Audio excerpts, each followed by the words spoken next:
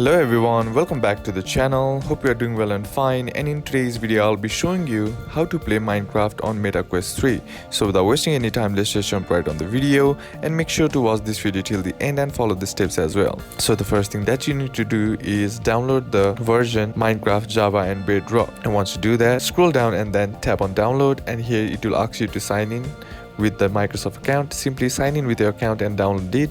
And now the next step is to install the side quest if you don't have in your VR set.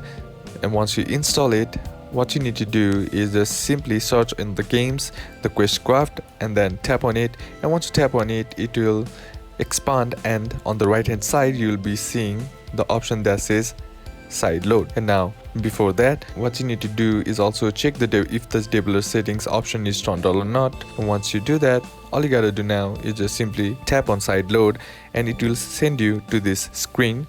Here tap on sign in, and once you tap on sign in, here it will show you this to sign in or use a web browser to open the page, the link, and enter the code to authenticate complete will be logged in. Now the best way is to simply open up a browser on your VR set and then enter in the given link. And once you do that, all you gotta do now is just simply sign into your account and play the game.